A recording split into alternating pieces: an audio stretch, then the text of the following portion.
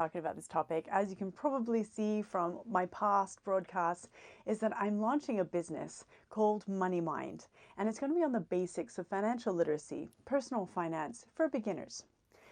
This topic, I realize, is really neglected in a lot of areas of life in school. A lot of us aren't exposed to a lot of the basics of financial literacy, and it seems a bit confusing if we go onto websites that are built to be helpful but also give guidelines, and it can be a bit complicated. So, my Money Mind 5 pillars of financial literacy are money mindsets or financial stability, money mindsets, savings, budgeting, investing, wills, and legacy. Those 5 again: money mindsets, savings, budgeting, investing, wills, and legacy.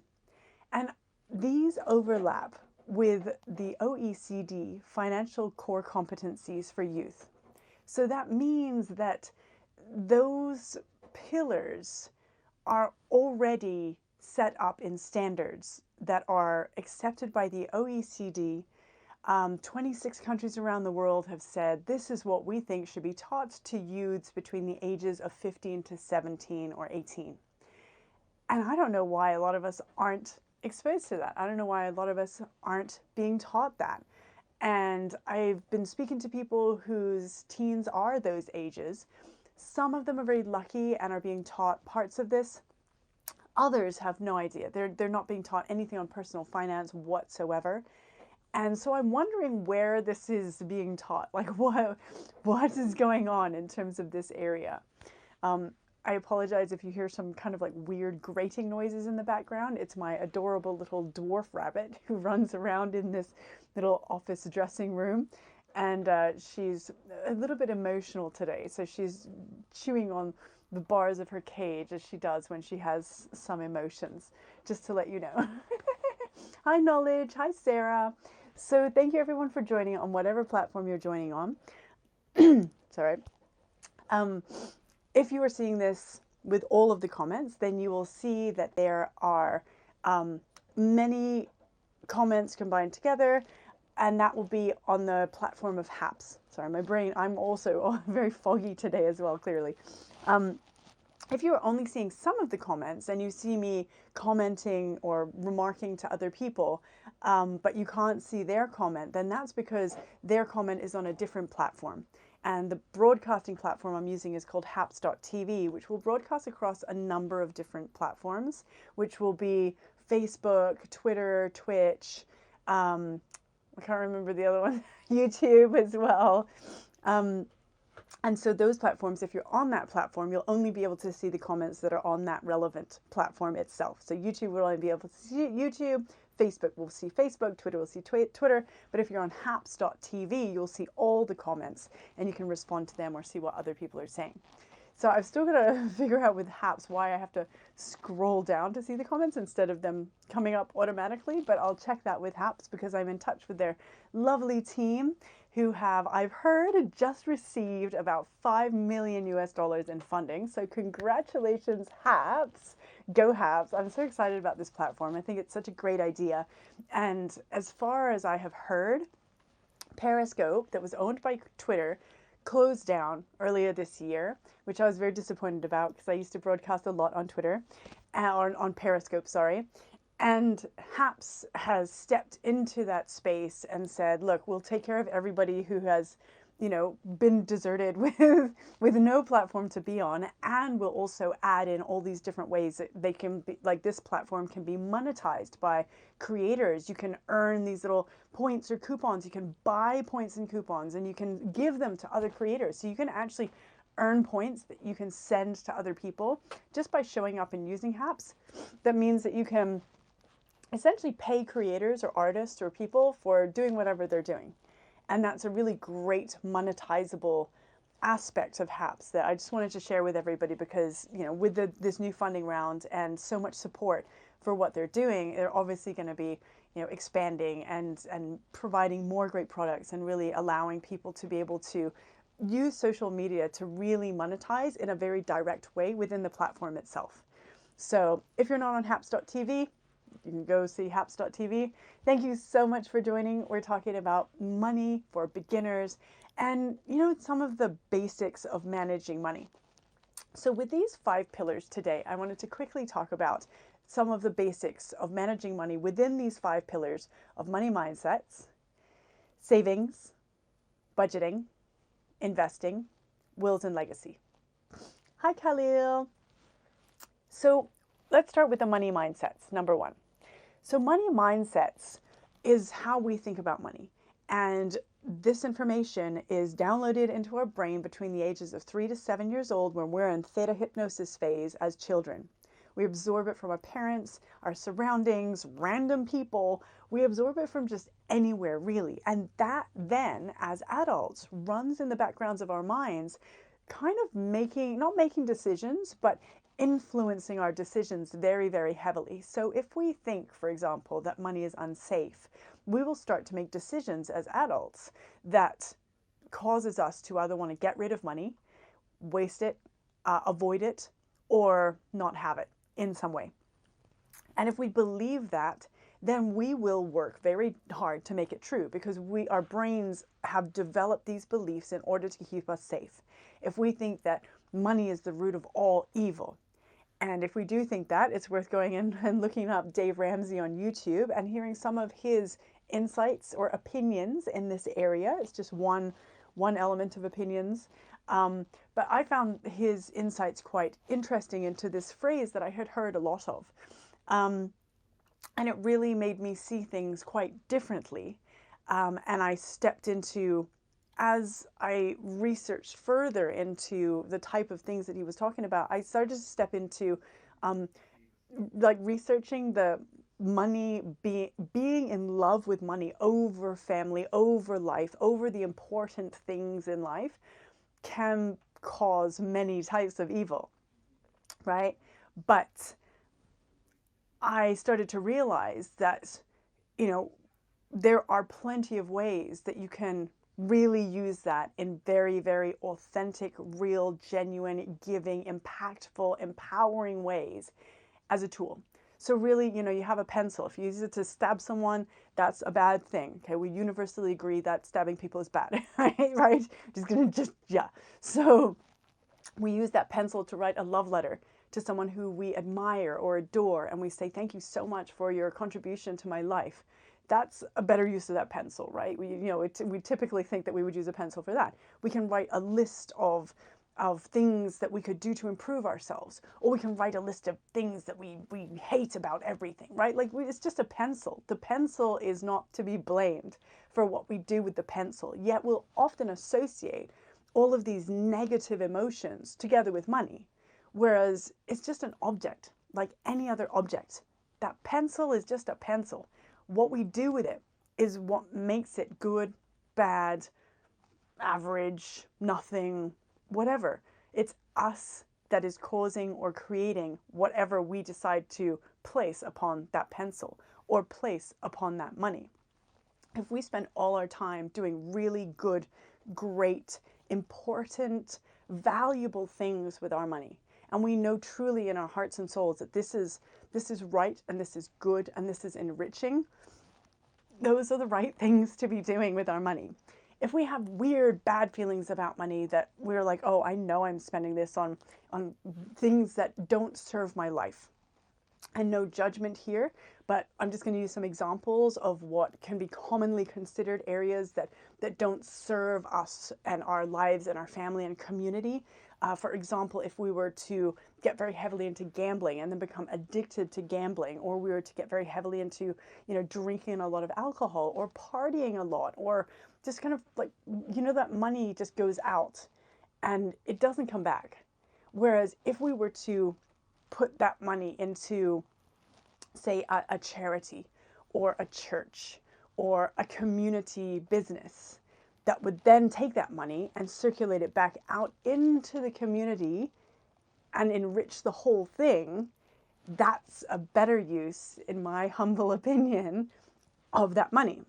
And what a lot of us think of as using money well, right? I can't speak for everybody, obviously, but I think there's generally, some parameters around, using money well or using money less well, right? That's still based on choice. If we want to gamble or party or do these things, that's absolutely our choice.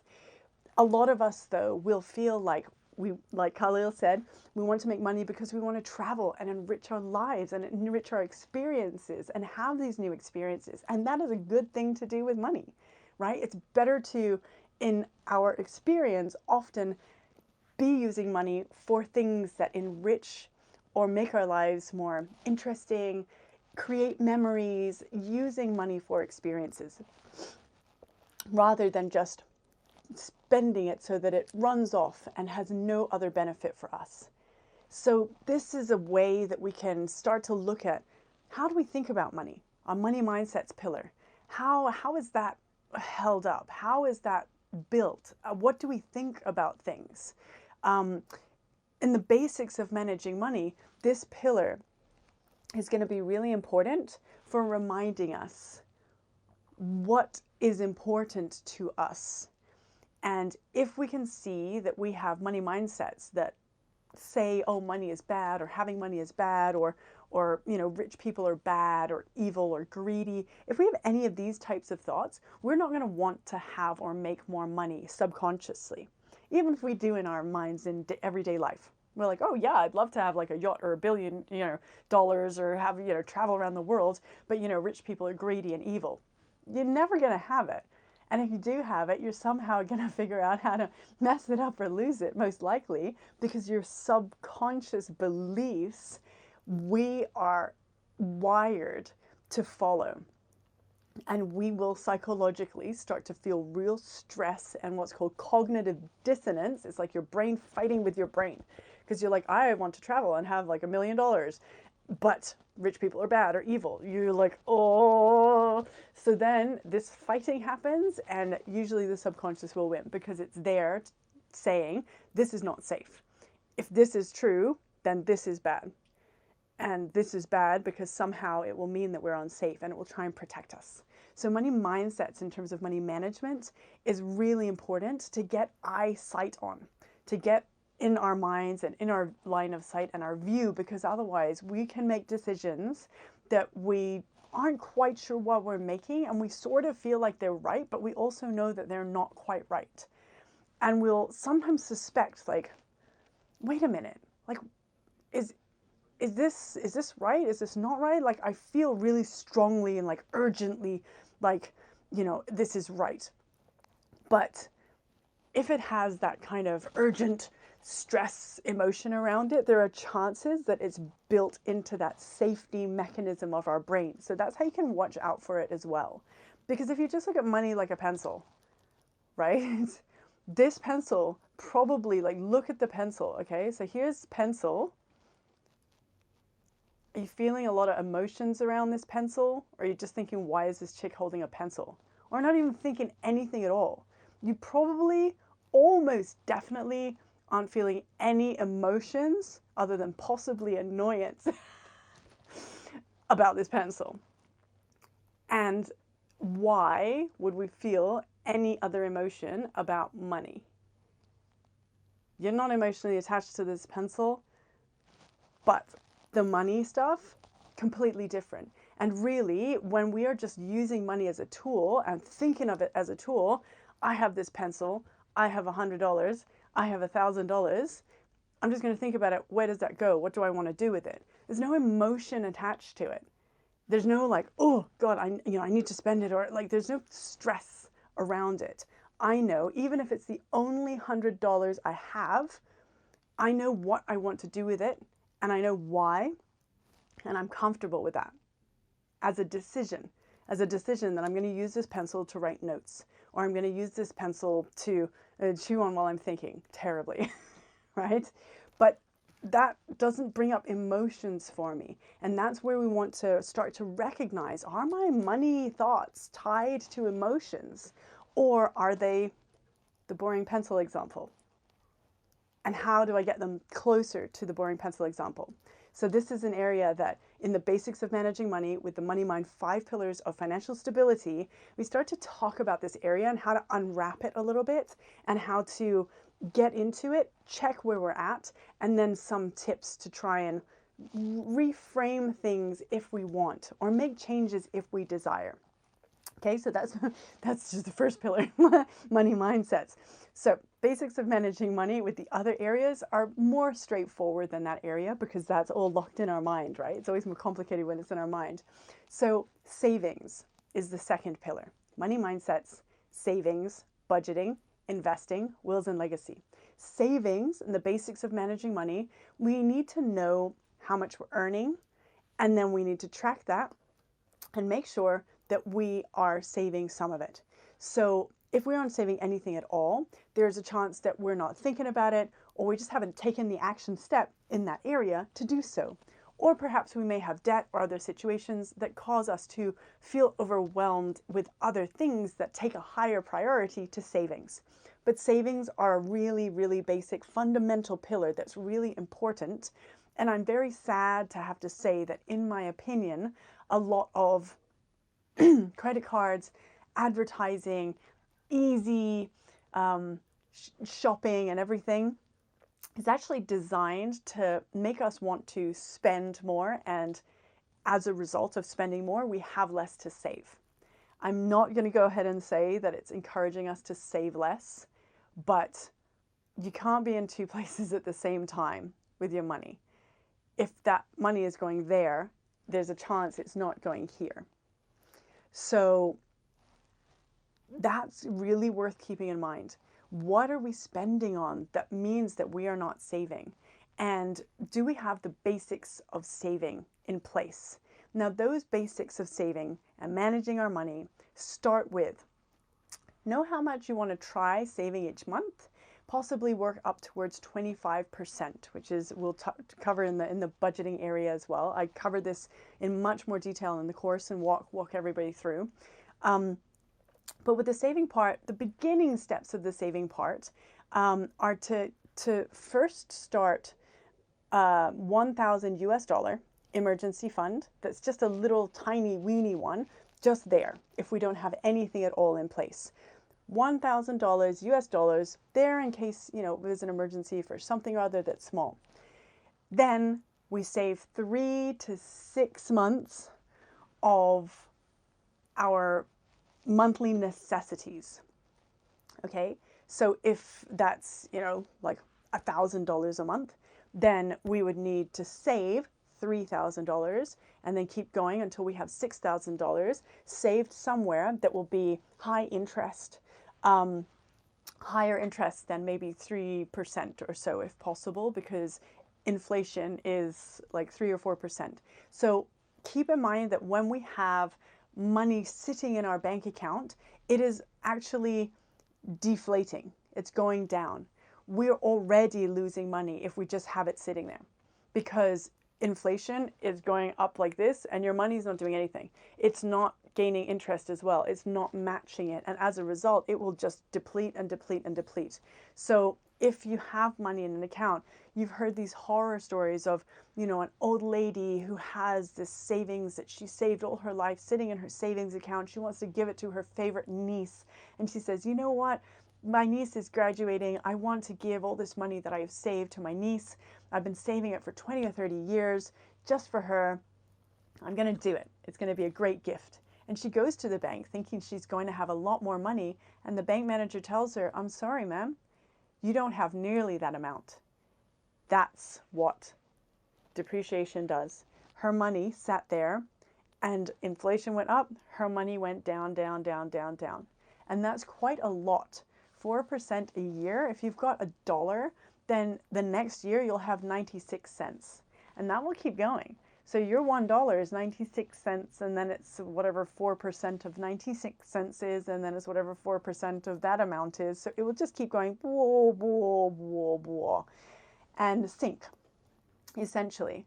And that's why we need to save in a way that is set up for our little emergencies, and also save in a way that is going to be able to beat inflation. So we have that set up. We go into this more in the MoneyMind course that is going to be launching at moneymind.global in a few months, as soon as possible, really, but it's just taken ages. So if you want to go and check out moneymind.global, please go ahead and do that. If you want to leave comments, please go ahead and do that. I would love to read your comments and to see what everybody has to say on different topics. Excuse me. So we'll just quickly skip through to budgeting. So we've got money mindsets, savings, budgeting, investing, wills, and legacy. So budgeting, you can do it like this. But budgeting is really important to just track our expenses. If we want to start with the basics of managing our money, the first step that we take with budgeting is we want to just track what we're spending today for a week or a month and then up to 3 months. And so what we want to do is just every day we have our notepad, or we have our notes on our phone, or we have an expense tracker app. Like I use an app called iExpense-It, which is great because it's got all the categories pre-filled and I just have to put it in, and then it can show little pie charts and little bar graphs and everything, which I love. And you can print it out in a PDF as well. And so what I started to do was, when I first began this journey, I started to just put in every single day, here's something I spend, there's the next thing I spend, there's the next thing I spend. And then it would show a little tally at the end of the day. And then I actually, because I had a little, I think a Filofax or something at the time, that I was like, oh, hey, my friend got me into planners at the time. And then I was like, okay, I can't fit this in my bag anymore and I can't do this. I have to have everything digital. So I had to move away from that.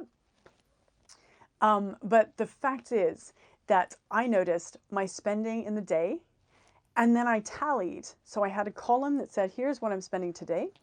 I had a column that said, here's the end of the day. And then that tally would keep running. So I'd find out what I spent over the course of a whole week. And often that number was a little bit horrifying. So that was when it was on paper. And when it went into the app, I could suddenly see these little categories in the pie chart that said, here is how much you spent on coffee, which is way more than I really would have thought about spending on coffee if I had said, oh, I want to spend this much on coffee a month. And so that's why sometimes it's really great to have a budget in place, or at least expense track, because then we can start to say, okay, what do I want to spend ahead? Roughly, what are the biggest expenses I foresee coming up, like monthly expense planning?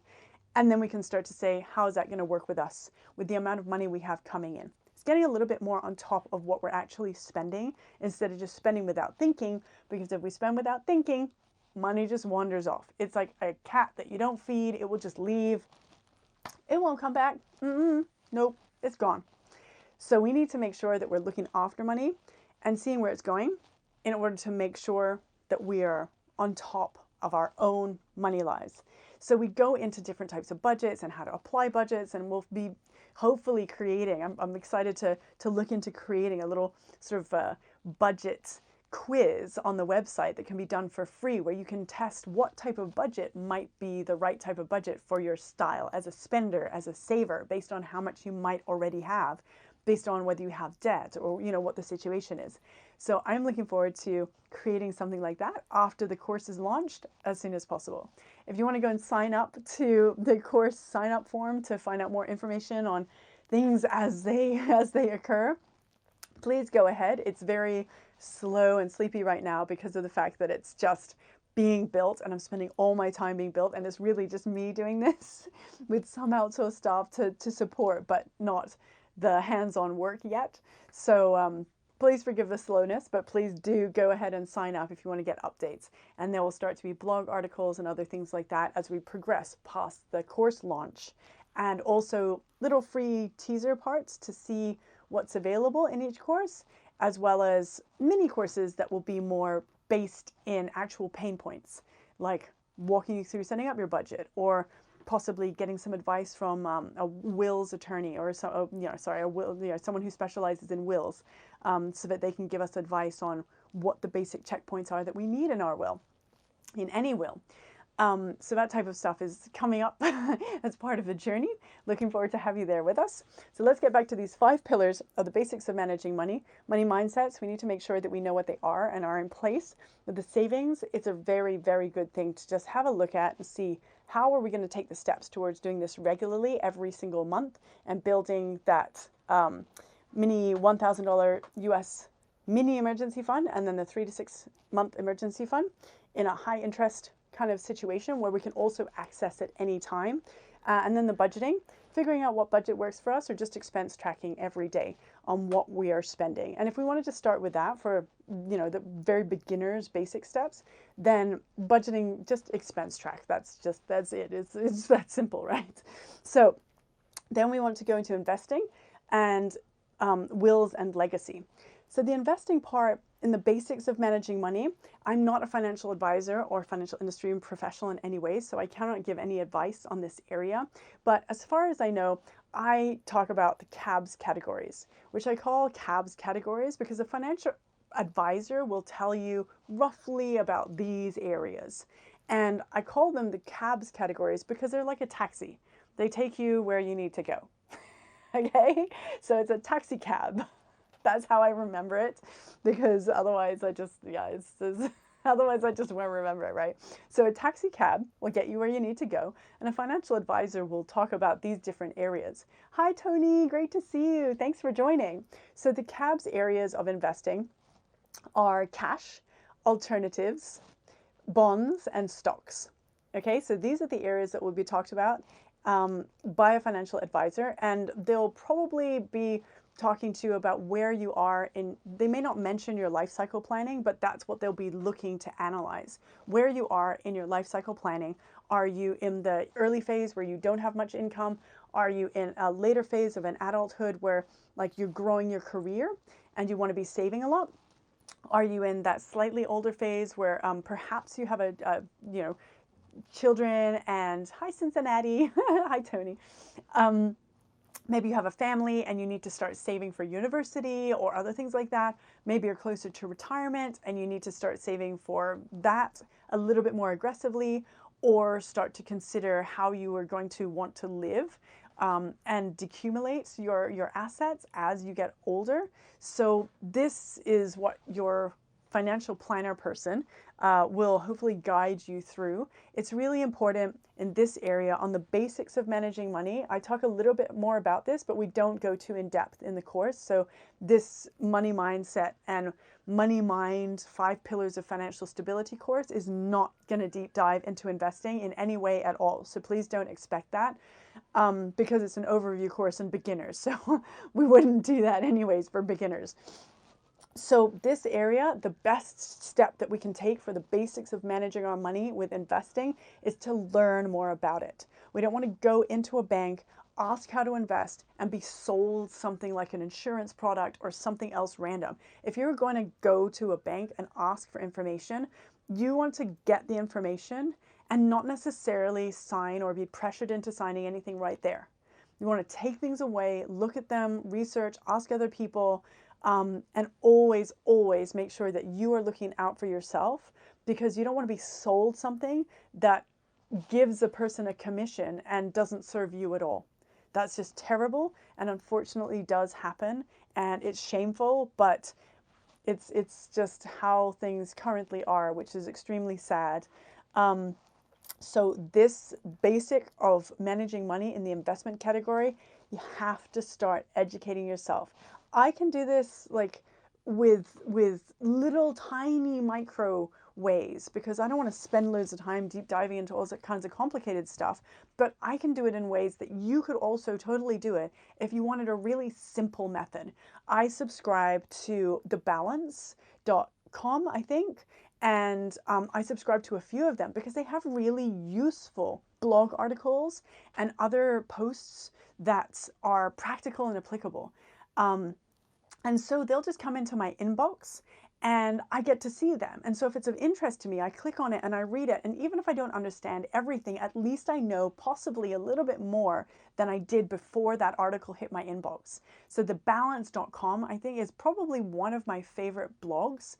There's also another blog called Get Rich Slowly that has a little tortoise on it, which I love because I'm a tortoise, right? So I love tortoise life. So Get Rich Slowly and thebalance.com. I think there's also another, like an Australian guy called The Barefoot Investor, I think.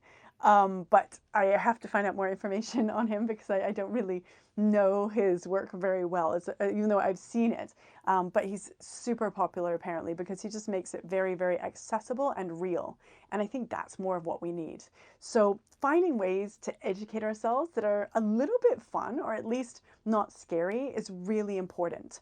Another tip that I do is also to curate my Instagram. So I go onto a bunch of Instagram accounts that are business or money or basics of investing, or just if you Google, if you Instagram, like type in personal finance and just follow that, then you'll start to have in your Instagram feed a number of personal finance tips come up, and you'll slowly be micro educating without making any effort other than when you're already on Instagram. So that works too. So there's plenty of ways that we can educate ourselves in this investing area that are easier than having to think about studying or things like that. And that type of way is the best way for most of us to just get exposure to this area in our everyday life. So if it's easy, we're more likely to do it. Therefore, go for what's easy.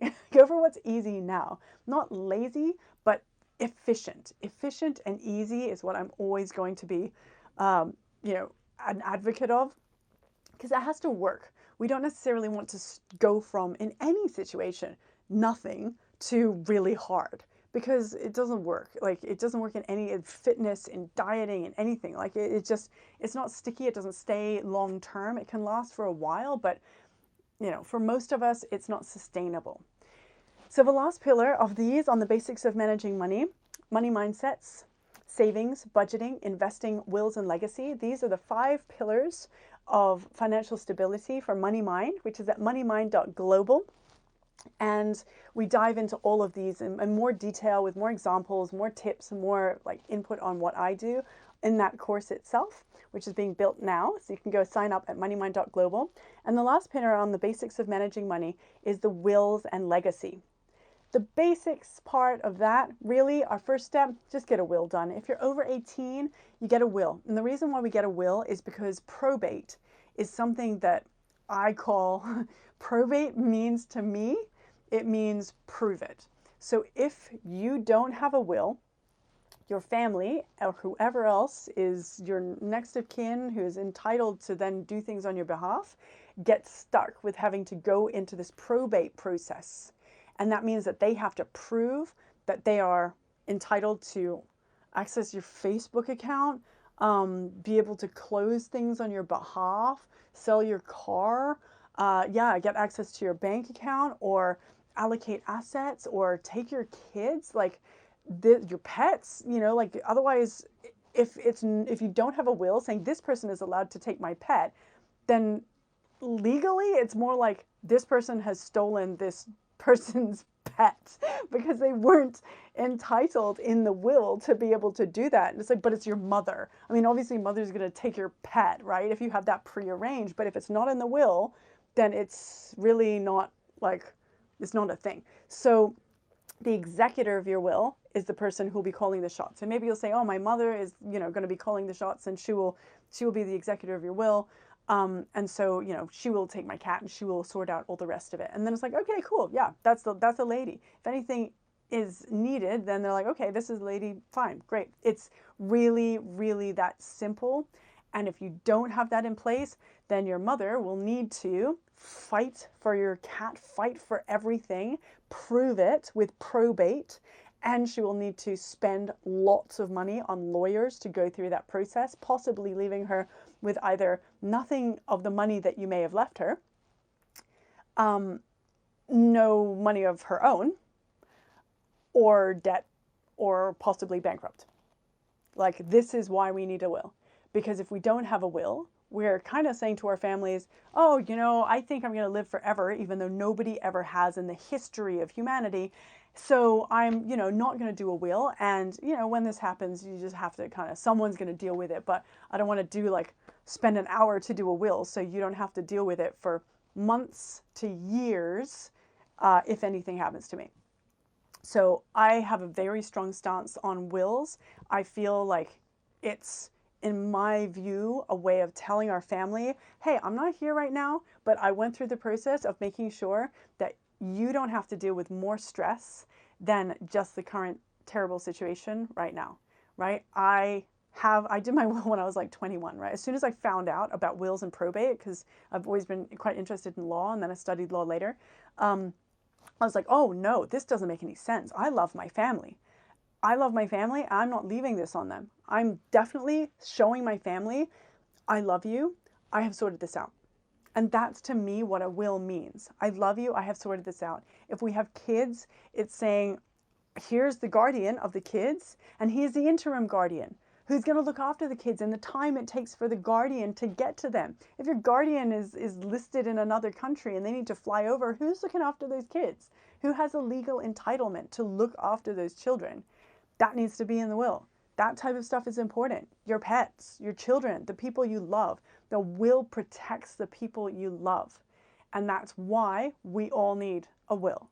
So those are the 5 pillars. Hi, Peter. Congratulations on your funding. I was just saying earlier in the broadcast how HAPS has had this big push of funding, and $5 million. Go you. Awesome, awesome. So yes, HAPS will be expanding and growing, and everyone support HAPS. Yay. So yes. So exactly. Tony has just made a comment that says him and his cousin are going through that probate process. And sadly, the person didn't have a will, and it's now super complicated. So that is exactly what I hear from all these people who have had to go through the probate process. It's super complicated, and the people often say, I wish they had had a will. So Tony just said it's scary.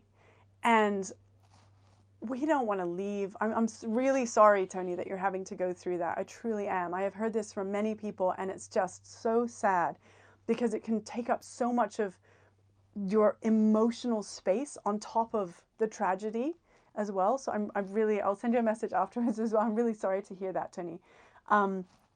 But it takes up a lot of emotional space as well as the people's time as well. So if, say, Tony has like a full-time job, he now has to try and juggle all of this management together with his own life and his own job and his own situation, which if there was a will, it would have been much cleaner and faster.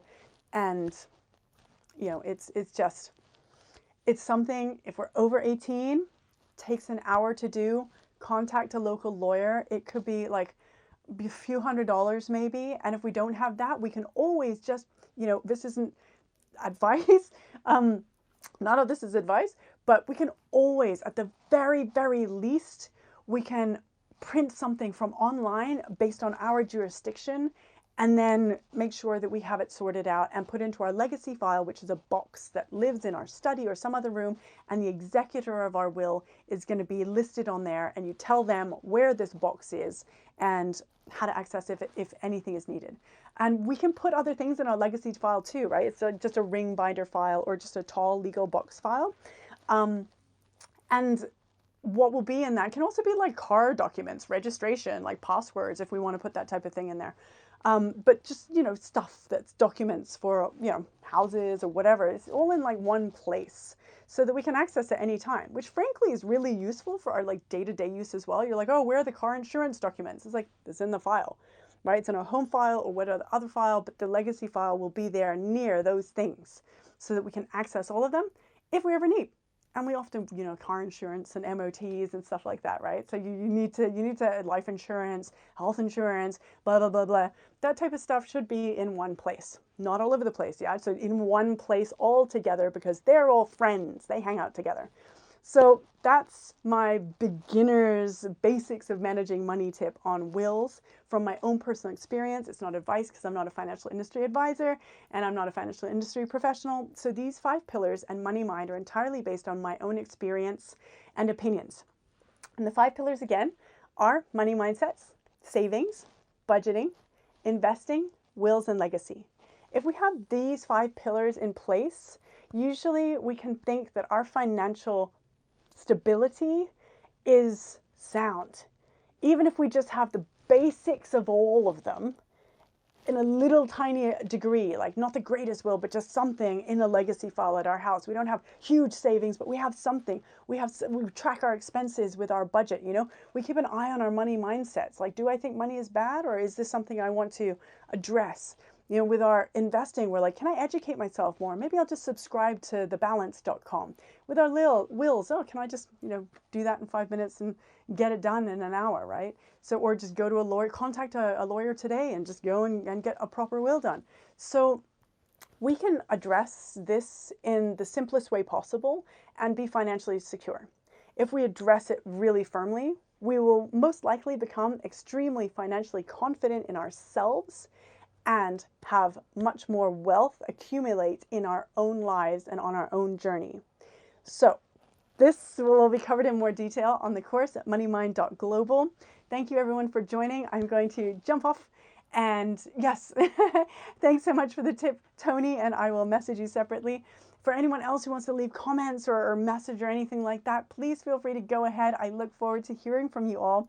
I'm going to jump off. Great to see you, Peter. Thanks so much. Excited for your funding. I'm excited to hear what's up next for HAPS because I love HAPS, and I'm glad to be back. Thanks so much for joining, Sarah. Have a great day, everyone. See you next time.